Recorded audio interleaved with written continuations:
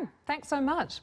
Now, it'd be fair to say that 2016 provided us with quite a few shockwaves. We had Brexit here in the UK, and we are, of course, talking about Donald Trump's election victory at the moment. That's just to name a few. But one argument as to why this happened and why it took so many people by surprise is that voters dismissed the views of experts and fact-checkers. And in fact, they voted with their hearts instead. Well, Alex Evans has written a book called The Myth Gap. He's got a theory about all of this. He's not very well at the moment, but he has dragged himself into the studio in Leeds to talk to us. Alex, thanks so much for getting out of your sick bed to join us. First of all, explain what the myth gap is. Well, really, the argument in the book is that the reason that people like Donald Trump or Nigel Farage, the leader of the Brexiteers, won so big last year wasn't about facts, it wasn't about evidence, it wasn't about policy proposals. It was because they had really resonant stories. Whereas if you look at the progressives arrayed against them, whether that's Hillary Clinton's campaign in the US or the Remain campaign here in the UK, it was much more dry, technocratic, fact-based, and it turns out that stories really trump facts. Why have we lost myths then in our dialogue and how we communicate and what we believe in? Well, one of the other arguments in the book is that we used to have these big shared stories that really united us as societies. Some of them were religious, some of them weren't, but they all gave us a sense of where we are, how we got here, who we are, and where we might be trying to get to.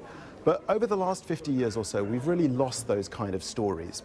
And instead, we've had the rise of, if you like, anti-myths, like the idea that you are what you buy, or in the environmental context, which is my kind of home issue, you get a lot of people who buy into the myth of collapse, that everything's falling apart and we're heading for kind of ecological overshoot and collapse. These are very dangerous stories in times like this. And I think part of what you see with people like Donald Trump and Nigel Farage is their ability to speak from that kind of place, with these stories about scary others, so you need to build bigger walls, you need to look after people like you, rather than kind of uniting in a bigger picture. Isn't it also, though, Alex, about how we use data, the fact that it can be read in so many different ways? If we look at Brexit, it's not just about the myths that Nigel Farage thrust upon us, perhaps, but it's the fact that some people truly believed it was better for the economy of this country to be out of the EU because they were looking at data. Sure, of course, and it's an entirely legitimate position to want to be outside of the European Union.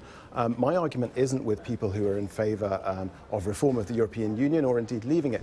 It's just sounding a warning tone about the kind of stories that we use to explain that, and when those are stories that set up a them and us narrative rather than, if you like, a larger us narrative, there is a danger that comes with that, and we've seen that over and over again in history. So, Alex, then what should the Prime Minister of this country do right now, given we are still quite divided over Brexit and what is happening next? How does she use myths and storytelling to unite people, to believe in something bigger, I suppose? Well, in the book, I argue that in the 21st century, if we're going to find myths that work for us, they'll really share. There's not going to be any one myth or any one set of myths even that everybody shares. But I do think the kind of myths that will work will share certain common themes. One is that they'll inspire us to think in terms of a larger us rather than a them and us. A second one is that they'll change our perception of time by situating us in, if you like, a longer now at the intersection of a deep past and a deep future, so we're thinking much more about the long term.